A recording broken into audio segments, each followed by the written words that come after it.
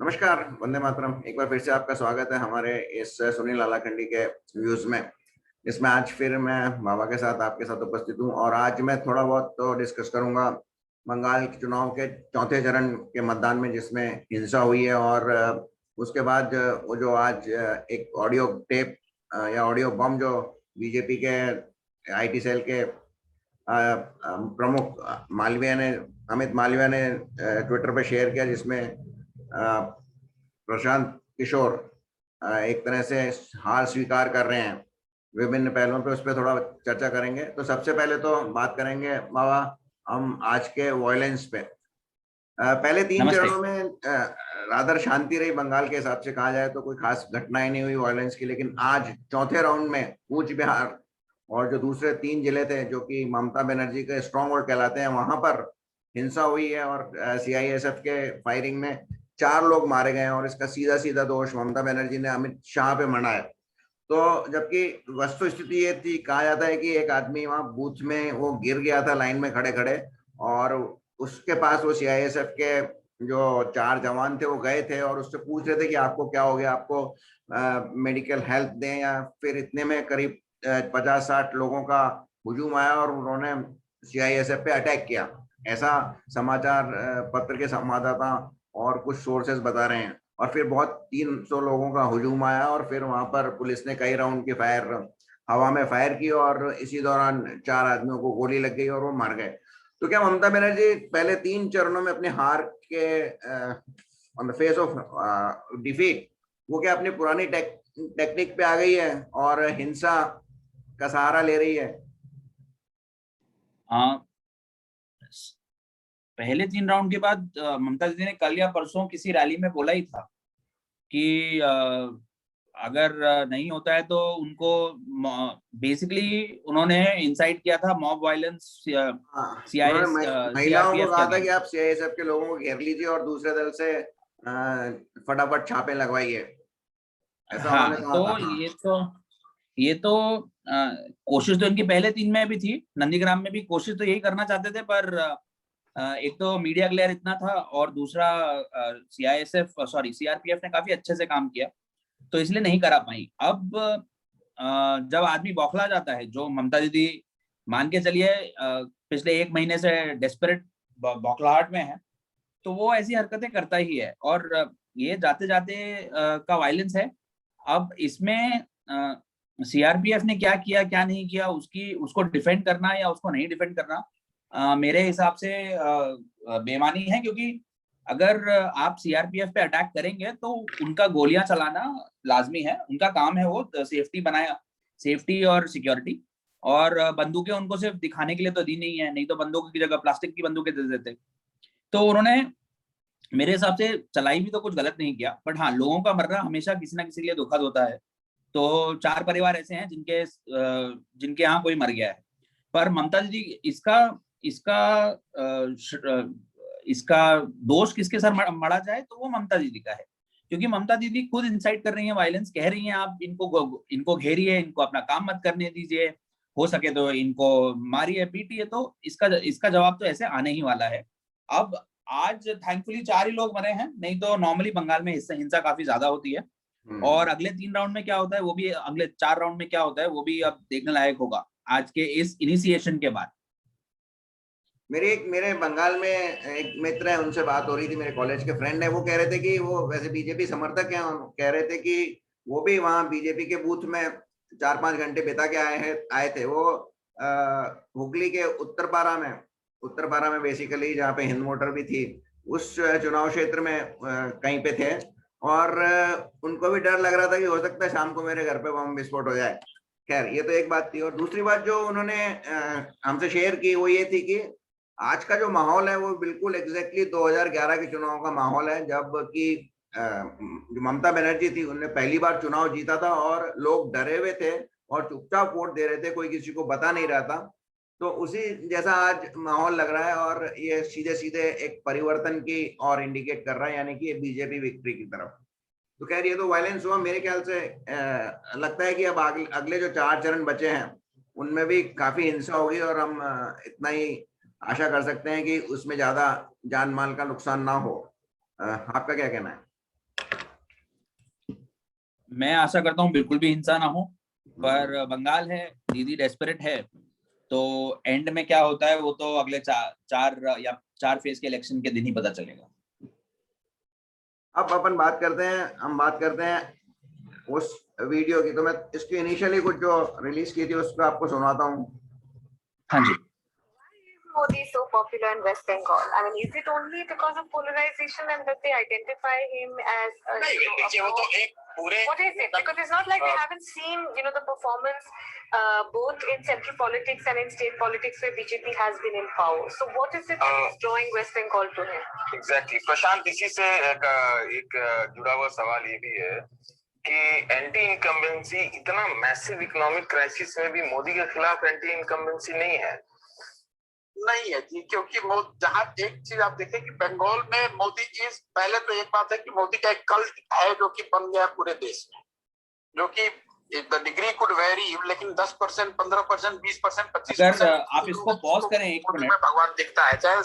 हाँ, इसमें तो मैं आपसे कहूंगा कि इसमें जो एक्सट्रीम वाम पत्रकार है, जो घोर मोदी विरोधी रवीश कुमार, वो स्टेट इलेक्शन में भी नेशनल इकोनॉमी की बात कर रहे हैं। यानी कितना चिड़े हुए हैं ये लोग, और नेशनल इकोनॉमी की वजह से एंटी इनकम्बेंसी की बात कर रहे हैं, कितनी डाउन है इकोनॉमी। मैं आपको एग्जैक्टली यही बोलने वाला था। अगर आप दोनों प्रश्नों को देखें, हाँ, तो दोनों प्रश्न काफी लोडेड हैं। बेसिकली जैसे शकुनी के पासे थे, उसी प्रकार से ये प्रश्न दोनों काफी लोडेड हैं एंटी मोदीइज्म से। अगर आप पहले पत्रकार का प्रश्न देखें तो उसमें उसने ये पूछा है कि ऐसा नहीं है कि इन्होंने बीजेपी का परफॉर्मेंस नहीं देखा है सेंट्रल लेवल पे और स्टेट लेवल्स पे, तो ये मान के चल रहे हैं कि बीजेपी का तो सेंट्रल और स्टेट में परफॉर्मेंस खराब ही है।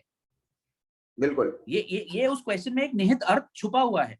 उसके बाद आप रवीश का क्वेश्चन देखें तो रवीश बोलते हैं कि एंटी इनकम्बेंसी ममता के अगेंस्ट नहीं होनी चाहिए, मोदी के अगेंस्ट होनी चाहिए, नहीं वो क्योंकि इकोनॉमी का प्रॉब्लम है। ममता की इनकम्बेंसी की तो बात, एंटी इनकम्बेंसी की बात ही नहीं करते हो, तो सीधे मोदी की एंटी इनकम्बेंसी की बात करते हैं। तो अब ये सारे जो पत्रकार, ये वैसे मैं आपको बताना चाहूंगा कि ये पूरा क्लिप मैंने अलग से देखा हुआ है। मैंने उनमें जो पत्रकार थे उनके नाम भी पढ़े हैं। हाँ। और मैं जानता हूँ वो कौन कौन पत्रकार थे। तो आपने वो पूरे 40 मिनट का क्लिप सुना है? यही जो अमित मालवीय ने जो इसको, ये टोटल मिला के कुछ 7-8 मिनट के 4 या 5 क्लिप्स हैं, वो मैंने पूरे सुने हैं। अच्छा, हाँ। तो इन सबका प्रॉब्लम ये है, जो जैसा कि आपने एक पहले वीडियो में भी कहा था कि शेखर गुप्ता ने एक बार बोला था कि हमको वो सब दिख रहा था ग्राउंड पे, बट हम वो देखना नहीं चाहते।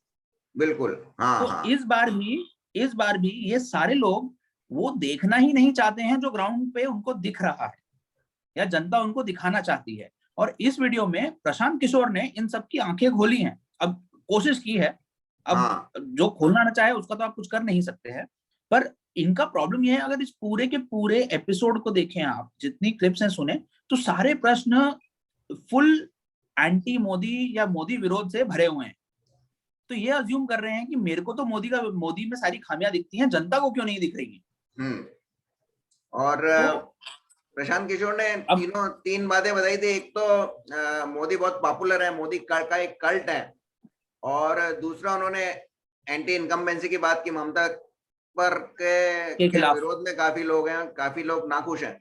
एंटी इनकम्बेंसी के बाद में शायद आपको याद है कि अपन ने पहले भी डिस्कस किया था कि एंटी इनकम्बेंसी जो चौथे लेवल की वहां पे है कि जो तृणमूल का कैडर है उससे बहुत ज्यादा लोग परेशान है। तो कैडर बेस पे जो इनका एंटी इनकम्बेंसी है वो, उसकी एक बात की थी। और प्रशांत किशोर ने इस डिस्कशन में एक बात और कही थी कि जो कैडर है, मतलब भारतीय जनता पार्टी का, काफी डाउन द लाइन भी बहुत प्रसार हो चुका है। और उनका कहना है कि उन्होंने ये माना कि जो सीपीएम का कैडर था वो अभी शिफ्ट हो गया है भारतीय जनता पार्टी के कैडर में। तो ये मेरे को इसमें कुछ दम नहीं लगा इस आर्ग्यूमेंट में। उनके कैडर जरूर है, लेकिन वो सीपीएम से आया है, ये मुझे नहीं लगा। देखिए, बहुत सिंपल बात है कि कार्डर किसी भी पार्टी का पैदा नहीं होता है। आप अगर ये बोलते हैं कि कांग्रेस का सीपीआई ने अपना कार्डर बनाया था, तो ऐसा नहीं था। उसमें कुछ ऑब्वियसली कुछ युवा लोग आए होंगे, बट उसके बाद मेजॉरिटी कैडर सीपीआई का भी कांग्रेस से आया हो। जब उन्होंने कांग्रेस का ढलता सूरज देखा होगा तो वो सीपीआई की तरफ मूव कर गए हों। अगर आप पिछले 2011 से 2016 तक देखें तो टीएमसी का कैडर कुछ हद तक जो आज की तारीख में इनका जो क्लब कल्चर है, जो इनका स्ट्रॉन्ग एक हथौड़े या डंडे वाला कल्चर है, उसके लोग तो सीपीआई से ही आए होंगे। इन्होंने तो अपने खुद के लोगों को तो उस तरह से बनाया नहीं होगा। बिल्कुल। तो इनका ये कहना कि ये चाहे वो सीपीआई का ही कैडर क्यों ना हो, द आइडिया है कि कैडर कहीं से आता ही है, क्योंकि पॉलिटिक्स में ज्यादा लोग घुसना भी नहीं चाहते हैं और करते भी नहीं। तो चाहे सीपीआई से ही आया हो, पर आज की तारीख में वो बीजेपी के लिए और अमित शाह के लिए या मोदी जी के लिए काम कर रहा है, उनके लिए मैसिव एक टर्नआउट की तैयारी कर रहा है। और एंड में अगर बीजेपी ये चुनाव जीत जाती है तो ऐसा नहीं होने वाला है कि ये सारे के सारे सीपीआई वाली हरकतों पे वापस आ जाएंगे। ऐसा आशा तो हमें करनी चाहिए कि नहीं आना चाहिए। हाँ, मैं आशा, इसीलिए मैं आशा से ही बोल रहा हूँ। तो हाँ। ऐसा नहीं है कि वो सीपीआई, तो ये समवेयर अगर आप देखें तो प्रशांत किशोर भी अपने आप को हेज कर रहे हैं। अच्छा, प्रशांत किशोर ने तीसरी बात कही थी कि अपीजमेंट पॉलिटिक्स जो पिछले 10 सालों में रही है, तो वहां भी उन्होंने बिल्कुल सीधा सीधा हिट किया है। मतलब आप कहें कि उनके जो तीनों पॉइंट्स हैं, जो अंग्रेजी में कहावत है कि yes hit the nail on the head, तो तीनों कारण जो उन्होंने बताए वो स्पष्ट ये उनकी हार की स्वीकार रोकती है या उनकी जो स्ट्रेटेजी है वो फेल हो गई है। या तो क्या ममता बनर्जी को ये बातें आज तो रियलाइज नहीं की होंगी उन्होंने? क्या ये ममता बनर्जी या जो टीएमसी का थिंक टैंक है या जो उनके स्ट्रेटेजी, उनके जो डिसीजन मेकर्स हैं, क्या उनको नहीं बताई होगी ये बातें? देखिए, एक ममता बनर्जी के कल्ट में और मोदी के कल्ट में बहुत फर्क है। अगर इसी वीडियो में आप सुने तो उन्होंने एक बात कही है कि ममता बनर्जी और मोदी इक्वली पॉपुलर है। हाँ जी, हाँ। एक्चुअली ममता बनर्जी शायद थोड़ा ज्यादा ही होंगी, उन्होंने ऐसा कहा है कि तो, पर दोनों में फर्क है। ममता बनर्जी किसी की सुनती नहीं है, या उनको सच, यू कैन नॉट, जो अंग्रेजी में बोलते हैं ना, speaking truth to the power, वो उनकी पार्टी में मेरे हिसाब से पिछले 4 साल में 5 साल में किसी की हिम्मत नहीं रही है, स्पेशली अभिषेक बैनर्जी के आने के बाद। तो कोई भी उनको सच बताना नहीं चाहता है और वो कोशिश करते हैं, लताड़ दिए जाते हैं और फिर वो पार्टी छोड़ देते हैं। मतलब चाहे वो मुकुल राय हो, चाहे वो टिपिकल कॉर्पोरेट मैनेजर की तरह है, जो कि वो वही सुनना चाहती है, वो वही सुनती है जो वो सुनना चाहती है। इसमें कॉर्पोरेट का इतना नहीं है, कोई भी पावर में होता है जब उसको, जब वो उसका दिन, जब उसका टाइम खराब चल रहा होता है, किसी कोई भी पावर में हो तो उसका यही हाल होता है, चाहे वो कॉर्पोरेट हो, पॉलिटिक्स हो, चाहे वो मंदिर का महंत हो या नमाज पढ़ने वाला कोई, उससे कुछ फर्क नहीं पड़ता है। पर बट मोदी का ऐसा नहीं है। मोदी काफी खुले दिमाग से सुनते हैं, समझते हैं। ऑब्वियसली उनका कंट्रोल रहता है चीजों पे, पर उनका जो संगठन है, जो स्पेशली आरएसएस की वजह से आता है, और बीजेपी का भी अब तो काफी स्ट्रॉन्ग, बीजेपी दुनिया की सबसे बड़ी पॉलिटिकल पार्टी है आज की तारीख में, मेंबर्स के नंबर में। खुद की भी एक टीम है जो उनको हर चीज को एनालाइज करके इनपुट देती है, एग्जैक्टली।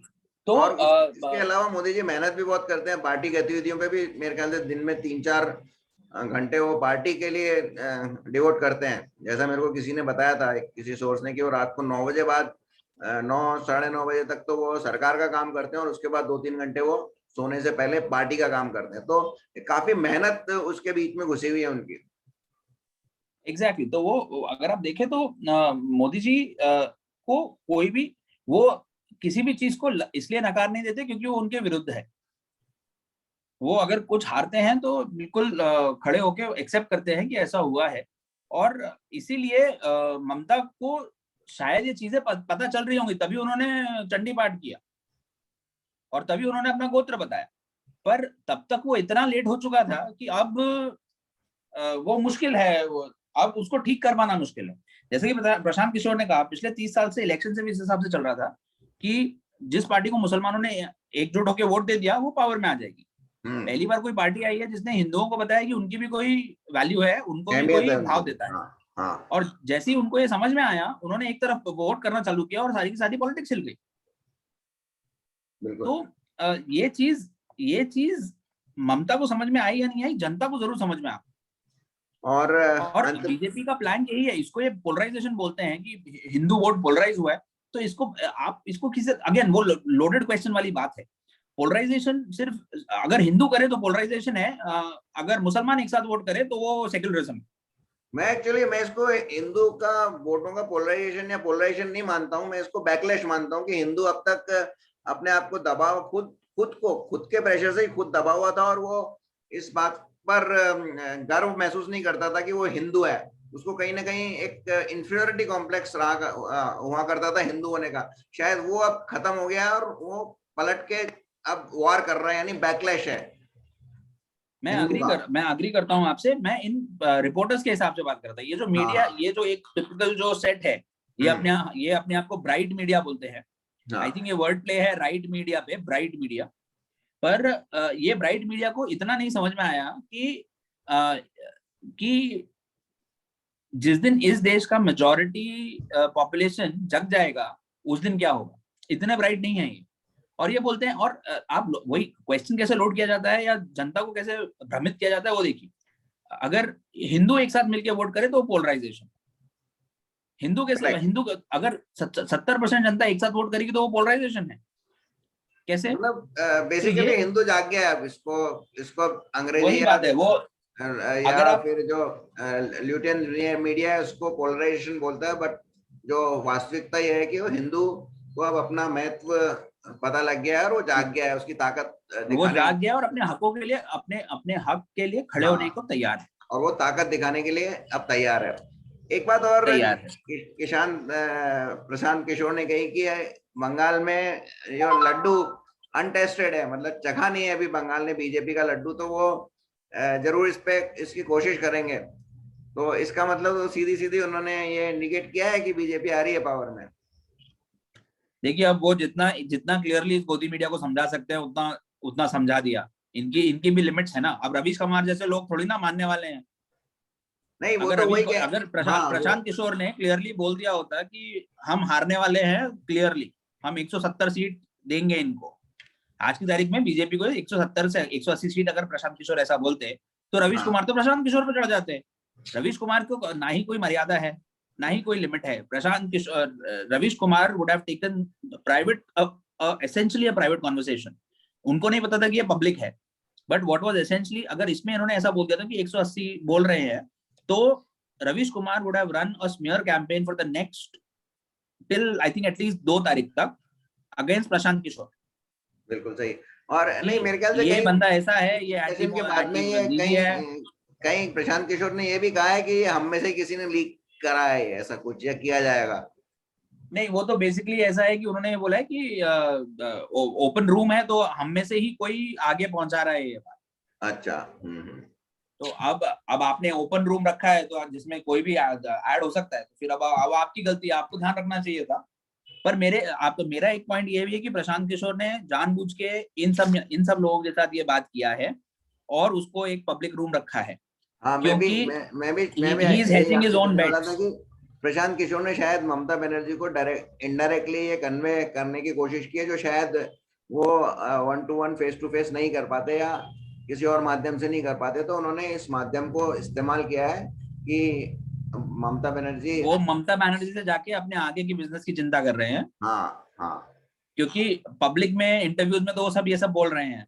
हाँ। आप अर्नब से इंटरव्यू देखिए, ट्वीट देखिए, कुछ देखिए, पर उनको आगे का बिजनेस बचाने के लिए, अब अगर आप ममता की, अगर इस देश में कोई एक पॉलिटिशियन है जो मोदी के अगेंस्ट पिछले 5 साल से स्ट्रांगली खड़ा है, वो ममता है।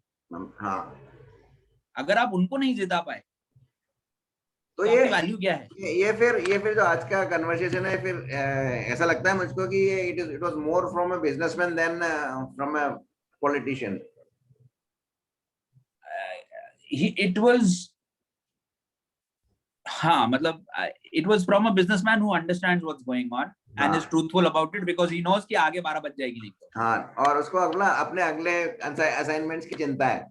राइट, बिल्कुल। चलिए, तो हम इसी के साथ आज अपना ये चर्चा समाप्त करते हैं। बहुत बहुत धन्यवाद आपका हमारे साथ जुड़ने के लिए, और फिर हम किसी नए विषय पे, अभी तो मेरे ख्याल से हम बंगाल और महाराष्ट्र के इर्द गिर्द ही घूमते रहेंगे। हम जरूर आपको बुलाएंगे और ये डिस्कस करेंगे। तो दोस्तों, ये था आज का बंगाल के बारे में हमारी चर्चा। जो कि एक डिस्कशन था, इसमें कुछ हमने कंक्लूड या लॉजिकली प्रूव करने की कोशिश नहीं की है, हमने एक आम आदमी की तरह चर्चा की है और आशा है आपको जरूर ये पसंद आई होगी। लाइट हार्टेड चर्चा थी और यदि आपको अच्छी लगी हो तो इसको शेयर कीजिए, लाइक कीजिए और आपने यदि हमारा ये चैनल अब तक सब्सक्राइब नहीं किया है तो अवश्य कीजिए। धन्यवाद। वंदे मातरम।